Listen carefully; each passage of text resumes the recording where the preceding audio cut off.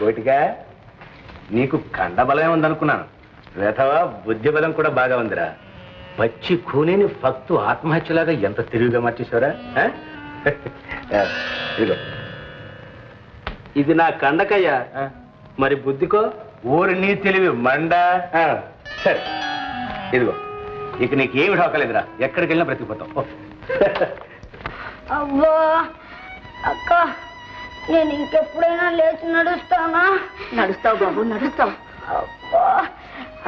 ఊరుకో బాబు, డాక్టర్ గారు తగ్గిపోతుందని చెప్పారుగా. సంధ్య, రేపు మాపో ఇల్లు కూడా అప్పులు వాళ్ళకి అప్పు చెప్పాలట. పోనీ అత్తయ్య, ఈ ఇల్లుండి ఎవరిని ఉద్ధరిస్తుంది? అన్నీ పోగొట్టుకుని ఈ ఇంట్లో మాత్రం ఎలా ఉండగలం?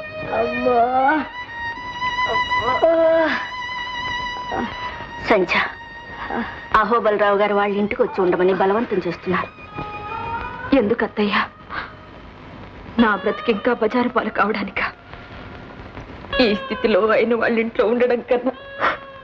అది నిజమే, కానీ ఎవ్వరికీ తెలియని చోట ఎక్కడో తలదాచుకుందాం. అది వాసు కోసం, లేకుంటే నేను బ్రతకాల్సిన అవసరమే లేదు. సంధ్య, ఏమిటా మాట? చూడు, ఇలా చూడు. నువ్వు ఇక్కడ ఉంటే ఇలాగే కుమిలిపోతుంటా. నా మాట విని మా ఇంటికి రా, నీకక్కడ మనశ్శాంతిగా ఉంటుంది.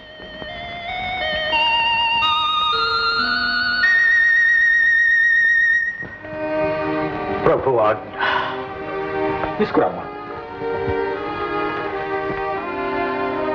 సంధ్య రా.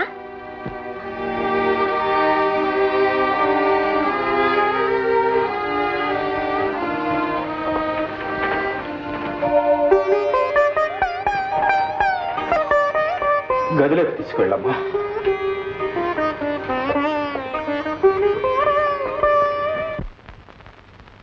కాంతం, ఏమే కాంతం? ఏమండి వస్తున్నా? ఏమిటా కేకలు? ఇక్కడ పంపించానుగా. అది కాదే, గోపాలరావు గారు చనిపోయారటే పాపం. ఏ గోపాలరావు గారు నాన్న?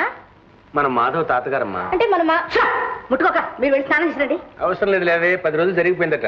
పేడా వదిలిపోయింది. అబ్బాయి తిరిగి రాగానే మన అమ్మాయి నుంచి పెళ్లి చేస్తే ఆస్తి కూడా మన చేతిలోకి వస్తుంది. అదేనే, ఇప్పుడప్పుడే వచ్చేటట్టు లేడు. తనకు మనశ్శాంతి లేదని. ఏమిటండి, ఎక్కడో ముసలాడు చచ్చిపోతే మనశ్శాంతి లేదంటే మనశ్శాంతి. ఆ ముసలాడి పేర గ్రామంలో ఒక హాస్పిటల్ కట్టించమని కూడా రాశాడు. మరి తను ఎప్పుడు వస్తాట? ఇంకొంతకాలం పాటు అమెరికాలోనే ఉండి పై చదువులు చదువుతాట. ఇదంతా చూస్తుంటే తిరిగి వచ్చేటోడు ఏ తెల్లదొరసాన్ని వెంట పెట్టుకొస్తాడేమో అనిపిస్తోంది. మనకి ఎందుకు వచ్చిన కూడా కానీ ఇక్కడ ఏదో మంచి సంబంధం చూడండి, మన అమ్మాయికి పెళ్లి చేసేద్దాం. వేరే సంబంధమా? అందుకనే నీకు బుర్ర లేదనేది. ఆ ముసలాడు మాధవికి కనీసం 20 లక్షల ఆస్తి అప్పగించి వెళ్ళాడే. 20 లక్షలే? మరి అమ్మో అమ్మో. అమ్మాయి అమ్మాయి విన్నావుటి, నువ్వు ఎంత అదృష్టవంతురాలి అబ్బా. 20 లక్షల రూపాయలకి. ఇదిగో చూడండి, అబ్బాయి వచ్చేదాకా ఆగుదాం. అయినా మన అమ్మాయికి మాత్రం ఏమంత వయసు మించిపోయిందండి. మొన్న దసరాకేగా 13 ఏళ్ళు 14 వచ్చింది. అమ్మాయి బ్రతికినంతకాలం ఆ బిడ్డను చూసుకుంటూ కుమిలిపోవాలి. ఏ ముచ్చట తీరని వయసులోని అన్ని ముచ్చట్లు తీరిపోయింది. అలా బ్రతకాలి.